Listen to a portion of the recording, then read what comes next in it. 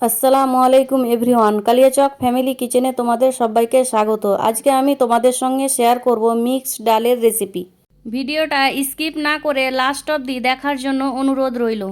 তো এখানে আমি প্রথমে নিয়ে নিয়েছি 6 রকমের ডাল। এখানে আমি ডালগুলো একটা পাত্রে দিয়ে দেব। এখানে আমি নিয়েছি কলাইয়ের ডাল, মটর ডাল, মুসুর ডাল, মুগ ডাল, তুর ডাল, ছোলার ডাল।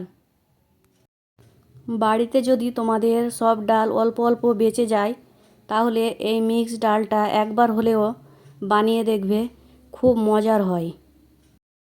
একবার হলেও তোমরা এই ডালটা বানিয়ে খাবে।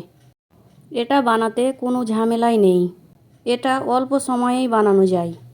এবার আমি জল দিয়ে 30 মিনিট ভিজিয়ে রেখে দেব। 30 মিনিট পরে জল ঝরিয়ে প্রেসার কুকারে দিয়ে তাতে লবণ, হলুদ, পরিমাণ মতো জল দিয়ে সেদ্ধ করে নেব।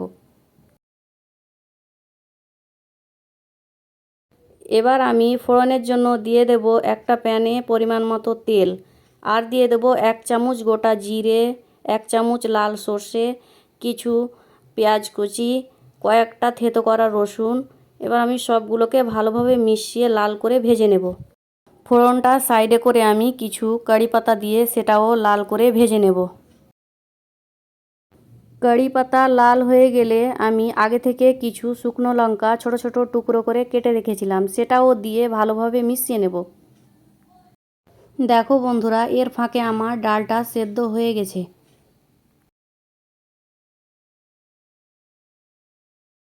এবার আমি ভেজে রাখা ফোড়নটা উপর থেকে দিয়ে ভালোভাবে মিশিয়ে নেব।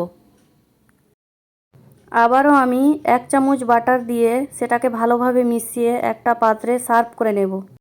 ভিডিওটা ভালো লাগলে লাইক, কমেন্ট অ্যান্ড শেয়ার করবে, আর আমার চ্যানেলে নতুন হয়ে থাকলে আমার চ্যানেলটা সাবস্ক্রাইব করবে। আল্লাহ হাফিজ।